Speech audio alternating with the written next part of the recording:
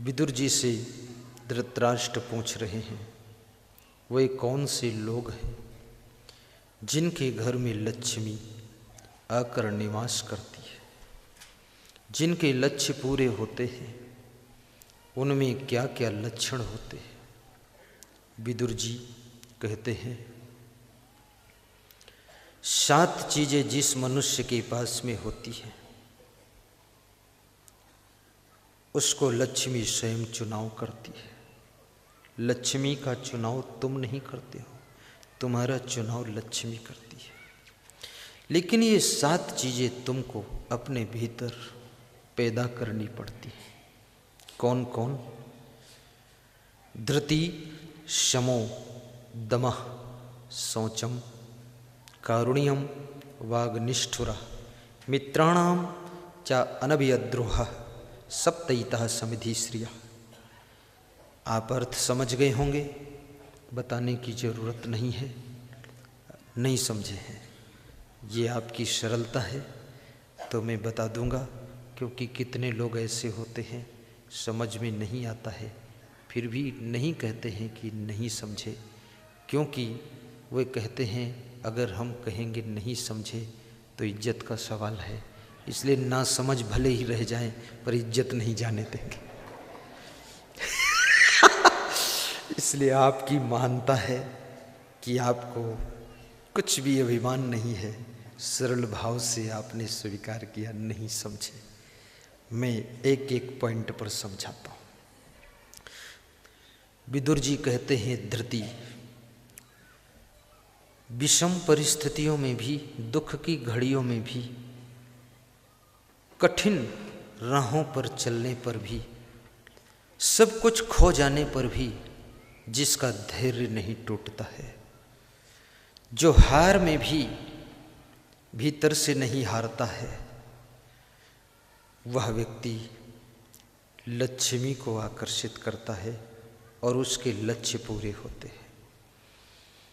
जिसके लिए हार भी गले का हार है, हार भी त्योहार है, जिसके लिए हार जीवन का व्यवहार है, जो हार से टूटता नहीं, हार से घबराता नहीं, तो एक दिन हार जीत बन करके गले का हार बनती है। इसलिए इंसान को धैर्य रखना चाहिए। धैर्यवान की डूबती हुई नाव संभल जाती है और किनारे लग जाती है, जिसका धैर्य टूट जाता है संभली हुई नाव भी डूब जाती है और उसका जीवन खत्म हो जाता है। इसलिए धैर्य को टूटने मत देना।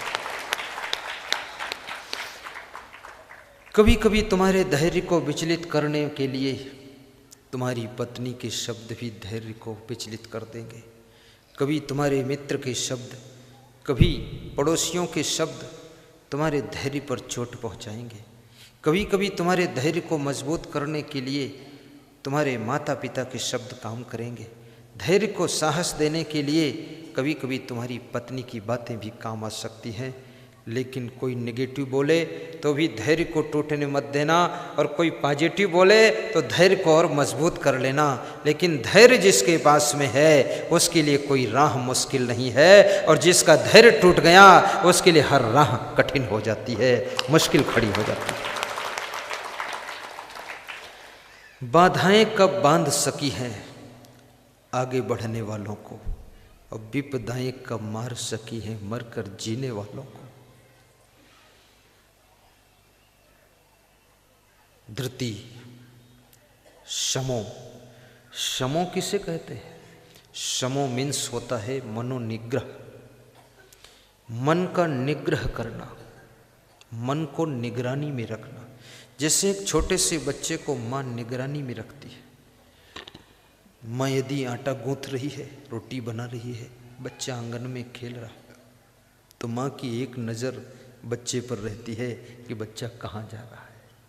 कभी कभी बच्चा लुढ़क जाता है तो माँ देखती रहती, नहीं उठती है। जब ऐसे ढंग से लुढ़कता है कि उठ नहीं पाता है तो माँ जाकर उसको संभाल देती है। ऐसे तुम्हारे मन के ऊपर तुम्हारी नज़र रहनी चाहिए, मन के ऊपर निगरानी रहे कि आपका मन कहीं गलत गड्ढे में लुढ़क न जाए। उसको बचाने के लिए आपकी नज़र रहे, मन पर निगरानी रखो।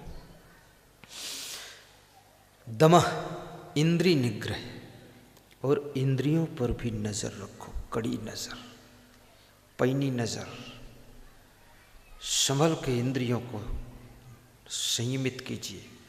ये छोटी छोटी इंद्रियां जो बस में कर लेता है वो इंद्र से भी ज़्यादा महान हो जाता है, और जो इंद्रियों को बस में नहीं कर पाता है उसका रावण से भी ज़्यादा पतन हो जाता है। ये इंद्रियां सबके पास हैं, गरीब को भी इंद्रियां मिलती हैं, अमीर को भी इंद्रियां मिलती हैं, लेकिन इंद्रियों को जो बस में कर लेता है वही राम बनता है, वही महान बनता है, भगवान बनता है, वही संत पुरुष कहलाता है। जो इंद्रियों के बस में हो जाता है वो रावण और कंस बन जाता है, उसी का पतन हो जाता है। इसलिए इंद्रियों को बस में रखना चाहिए।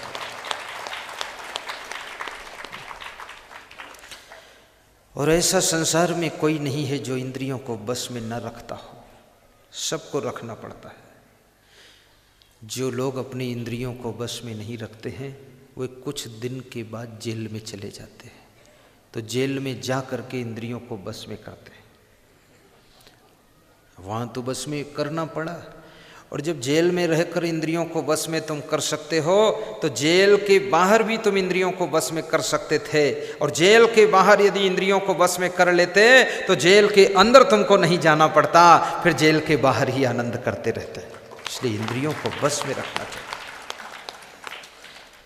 लोग कहते हैं कि हमारी सिगरेट नहीं छूटेगी चाहे प्राण छूट जाए, कोई कहता है शराब नहीं छूटेगी चाहे पत्नी छूट जाए।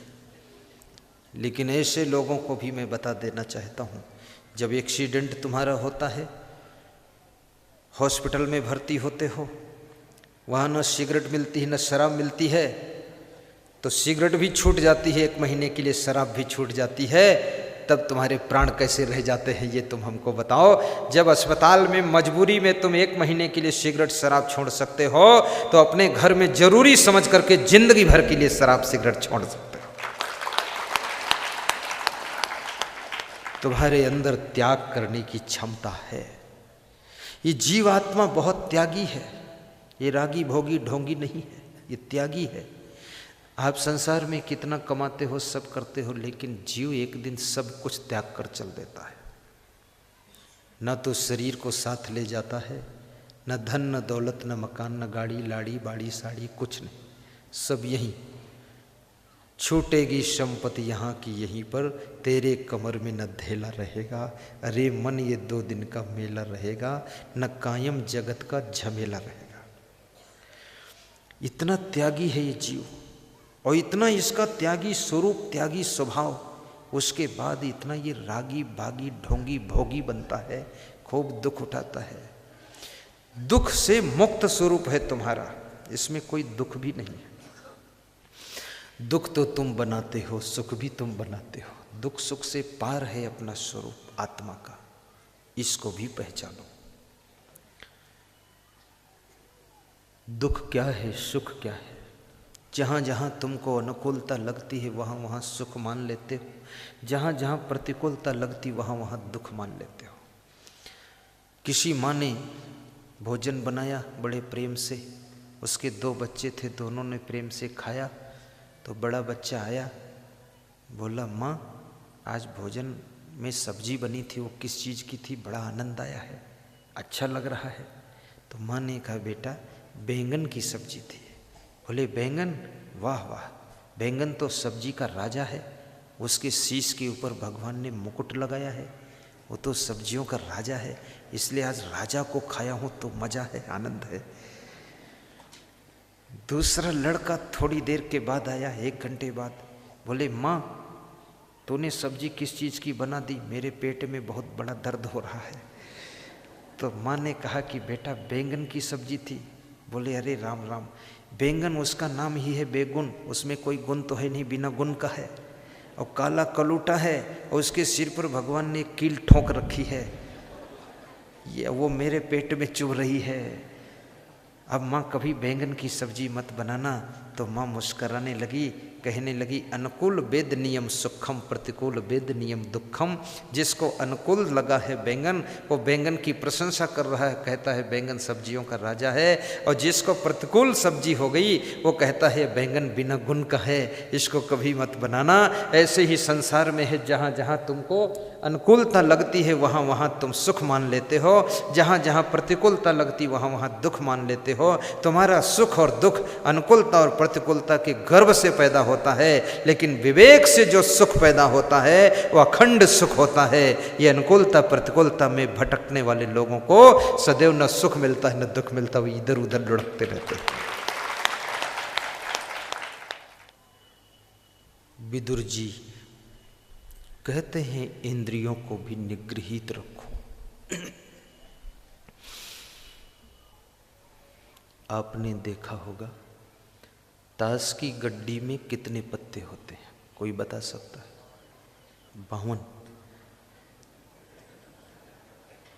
नहीं, ठीक है, ये जिसने बताया है हिम्मत वाला आदमी है, जिसने नहीं बताया है वो चालाक आदमी है। वो समझता बताओगे तो भी पकड़े जाओगे कि ताश खेलता होगा इसलिए जानता है, तो पूरा काम खत्म कर दिया, बताया ही नहीं। लेकिन जिसने बताया सरल ईमानदार आदमी। ताश की गड्डी में 52 पत्ते होते हैं, जिसमें बेगम का भी पत्ता होता है।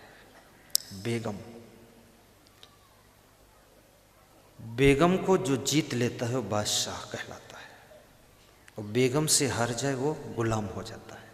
गुलाम, बादशाह, बेगम, ये 3 पत्ते भी होते हैं। बाकी और भी पत्ते हैं पर मुझे पता नहीं, पर 3 से ही काम चल जाएगा अपना। तो हमारे जो बेगम को जीत लेता वो बादशाह होता है, और बेगम से हार जाता वो गुलाम होता है। तो बेगम कौन है? आपकी इंद्रियां ही बेगम है। जो अपनी इंद्रियों से हार जाता है वो गुलाम होता है, और जो इंद्रियों को जीत लेता वो बादशाह कहलाता है।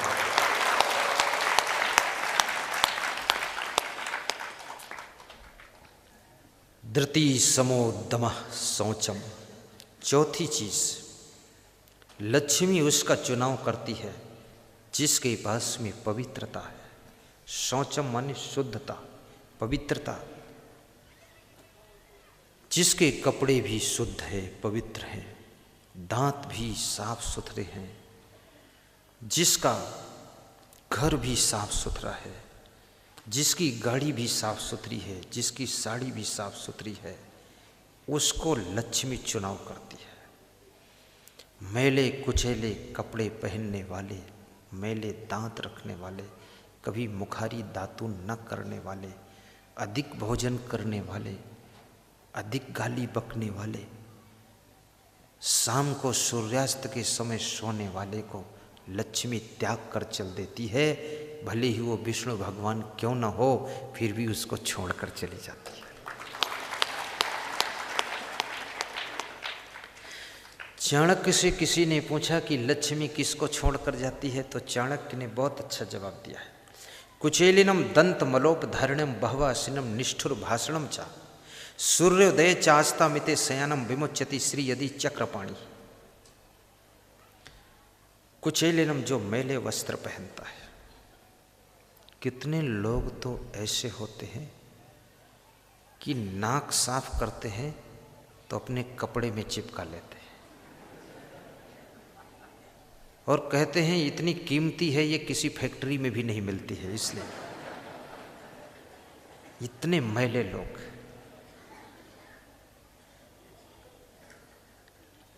कितने लोग बिना पैर धोए भोजन भी करते रहते हैं। हाथ पैर धोकर भोजन करो।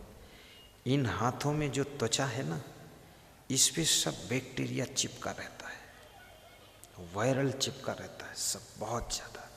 जब पानी से धोते हो तो वो सब साफ हो जाता है, लेकिन लोग हाथ ही नहीं धोते हैं। हाथ छोड़ो, कोई मुंह नहीं धोना चाहता है। बहुत गंदगी संसार में। ठीक से मुंह धोइए, ठीक से दांत साफ कीजिए और ठीक से हाथ धो करके पैर धोकर भोजन कीजिए। सफाई शुद्धता ही स्वर्ग है। शरीर को भी शुद्ध रखिए, मन को भी शुद्ध रखिए, घर को भी शुद्ध रखिए। लेकिन एक बात याद रखना, बाहर की शुद्धि केवल शुद्धि नहीं है। कितने लोगों का शरीर तो शुद्ध है, लेकिन शरीर में मांस, मछली, अंडा, शराब जा रही है तो पूरा अशुद्ध हो गया। वो भी त्याग करना है। घर तो बहुत साफ है, लेकिन घर के अंदर बकरे कट रहे, मुर्गे कट रहे, घर अशुद्ध हो गया। घर सुंदर भी हो, लेकिन घर पावन भी हो। जिसका घर सुंदर है और पावन है, वही घर सुहावन है। और जो सुहावन है वहाँ 12 मास सावन है, और वहाँ रोज रोज मन भावन है। और वहीं किसी संत के रूप में भगवान का आवन है, और वो घर धन्य कहलाता है। सोचम, चौथी चीज, जिसके पास में पवित्रता है, लक्ष्मी उसका चुनाव करती है। और पांचवी चीज, कारुण्यम। कारुण्यम किसे कहते हैं? जिसके स्वभाव में करुणा है, जिसके स्वभाव में दया है, कोमलता है, उसको लक्ष्मी चुनाव करती है। कठोर स्वभाव वाले को लक्ष्मी छोड़ देती है। इसलिए करुणावान स्वभाव बनाना। बहू बनो तो दया दिल की बहू बनो, दयालु हृदय की सासू बनो। अपनी लाड़ी के ऊपर दया रखना, कोई गलती हो जाए तो माफ कर देना। पिता बनो तो दयालु दिल के पिता बनो, बेटों को क्षमा भी करना। दयालु दिल के बेटे बनो, जो बूढ़े माँ बाप को निभा लेना। उनकी कोई चीज़ तुमको पसंद ना आए, फिर भी उनको अपने साथ में एडजस्ट कर लेना। क्योंकि तुम इतने नौकर कर्मचारियों को एडजस्ट करते हो, राजनीति करते हो तो इतने वोटर सपोर्टर सब गंदे फंदे लोगों को एडजस्ट करते हो, खेती करते हो मजदूरों को एडजस्ट करते हो, तो क्या इनसे गुजरे हैं माता पिता, सास ससुर जो उनको एडजस्ट नहीं कर सकते हो? ये संसार एडजस्ट करने वालों के लिए है। जिनको एडजस्ट करना नहीं आता है वह संसार में हमेशा परेशान रहते हैं। कहीं तुम गम खा लो, कहीं उनको थोड़ा समझा लो।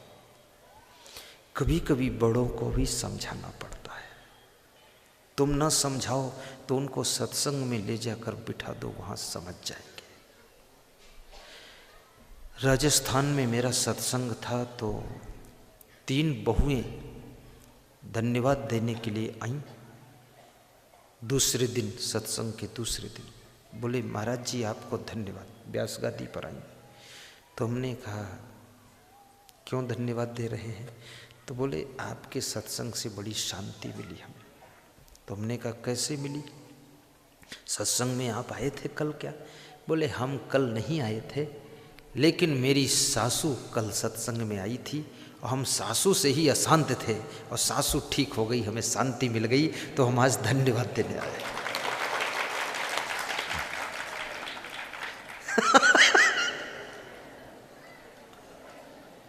तीन दिन का समागम था। तीसरे दिन सासू आई, उसने धन्यवाद दिया। तो हमने कहा क्यों माता जी धन्यवाद दे रहे हैं?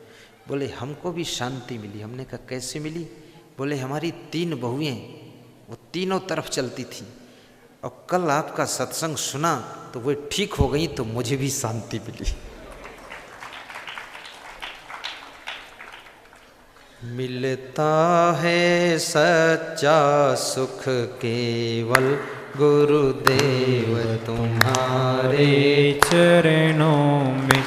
मिलता है सच्चा सुख केवल गुरुदेव तुम्हारे चरणों में। विनती यह पल पल मेरी है, रहे ध्यान तुम्हारे चरणों में। बिनती यह पल पल मेरी है, रहे ध्यान तुम्हारे चरणों में।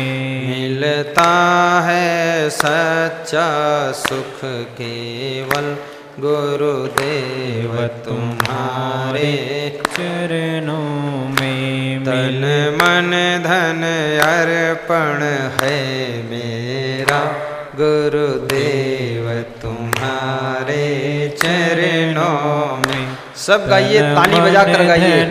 अर्पण है गाइए प्रवीण दास। गुरुदेव तुम्हारे चरणों में, भगवान तुम्हारे चरणों में, हे संत तुम्हारे चरणों में, गुरुदेव तुम्हारे चरणों में, हे संत तुम्हारे चरणों में। बस प्रेम मेरा भरपूर रहे, गुरुदेव तुम्हारे चरणों में। बस प्रेम मेरा भरपूर रहे, गुरुदेव तुम्हारे चरणों में। तन मन धन अर्पण है मेरा, गुरुदेव तुम्हारे चरणों में। तन मन धन अर्पण है मेरा, गुरुदेव तुम्हारे चरणों में। गुरुदेव तुम्हारे चरणों में, हे नाथ तुम्हारे चरणों में। गुरुदेव तुम्हारे चरणों में, हे नाथ तुम्हारे चरणों में। चाहे कांटों पर भी चलना हो, चाहे कांटों पर भी चलना हो, चाहे छोड़ के देश निकलना हो, चाहे छोड़ के देश निकलना हो, चाहे अग्नि में भी जलना हो, चाहे अग्नि में भी जलना हो, रहे ध्यान तुम्हारे चरणों में, रहे ध्यान तुम्हारे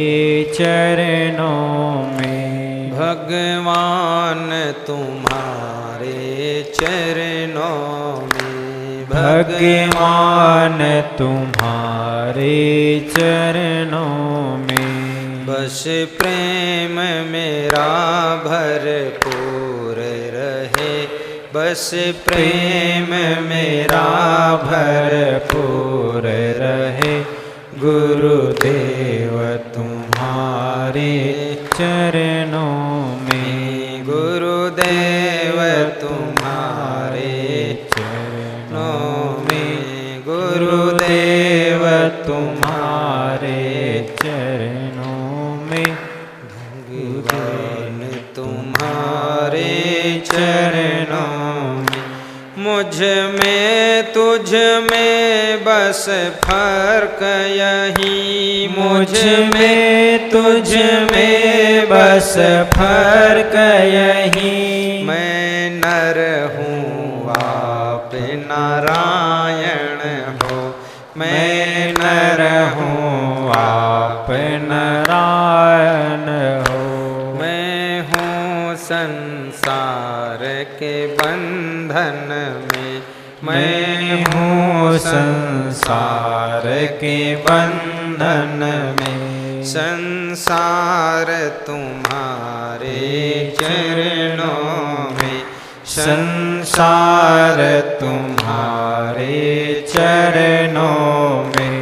गुरुदेव तुम्हारे चरणों में, गुरुदेव तुम्हारे चरणों में। हे नाथ तुम्हारे चरणों में, हे नाथ तुम्हारे चरणों में मिलता है सच्चा सुख केवल, मिलता है सच्चा सुख केवल। गुरुदेव तुम्हारे चरणों में, गुरुदेव तुम्हारे चरणों में, गुरुदेव तुम्हारे चरणों में। बोलिए सद्गुरु भगवान की जय। धृति समोद्दमः शौचम कारुण्यम वाग निष्ठुरा। छठी चीज विदुर जी कहते हैं, जिसकी वाणी निष्ठुर नहीं है, जिसकी वाणी में कठोरता नहीं है, जिसकी वाणी मधुर है, कोमल है, शीतल है, वह व्यक्ति लक्ष्मी का अधिकारी बनता है। सातवीं चीज मित्राणाम चा अनभिद्रोहा। जो व्यक्ति अपने मित्रों से विद्रोह नहीं करता है, दोस्ती के बाद द्वेष नहीं करता है, जिसको दोस्त बनाता है फिर जिंदगी भर के लिए दोस्त रखता है, ऐसी गलती नहीं करता है कि दोस्ती दुश्मनी में बदल जाए, जो इतना सावधान है। जैसे कृष्ण और सुदामा की दोस्ती आजीवन निभती है, ऐसी वो दोस्ती को आजीवन निभाता है। निवेदन करूंगा, दोस्त तो संसार में बहुत होते हैं, लेकिन दोस्त का अर्थ है दो धन अस्त दोस्त, यानी जहाँ दो विचार अस्त होकर एक विचार रह जाए वहाँ पर दोस्त का जन्म होता है। और जहाँ दोस्त में 200 विचार हैं, इनका अलग उनका अलग, वहाँ दोस्त दुश्मन बन जाते हैं। इसलिए दोनों के विचार एक हो जाना चाहिए। और दोस्ती भी हो तो अच्छे उद्देश्य के लिए हो, क्योंकि मित्रता दोनों दिशाओं में सहायता करती है। अगर आप सत्संगी से दोस्ती करेंगे तो सत्संग की तरफ आपका जीवन ज़्यादा बढ़ेगा। शराबी से दोस्ती करेंगे तो अभी 1 बोतल पीते थे, अब 2 बोतल पीने लग जाओगे। तो दोस्ती भी गलत लोगों से मत करना। और जो अच्छे और सच्चे दोस्त हैं उनसे द्वेष और नफरत न करना। स्वार्थ, लालच प्रेम की कैंची है, इससे प्रेम खत्म हो जाता है। थोड़ा स्वार्थ से ऊपर उठिए, लालच का त्याग कीजिए, मित्रता को निभा लीजिए। कृष्ण और सुदामा जैसी दोस्ती निभ जाए तो कहते हैं उस व्यक्ति का चुनाव लक्ष्मी करती है। सप्तैतः समिधि श्रिया, श्रिया माने लक्ष्मी। ये 7 चीज़ें जिसके पास में होती हैं उसके घर में लक्ष्मी स्वतः आती है। उसको कभी दरिद्र नहीं सताता है, उसके लक्ष्य भी पूरे हो जाते हैं और लक्ष्मी भी घर में रहती है।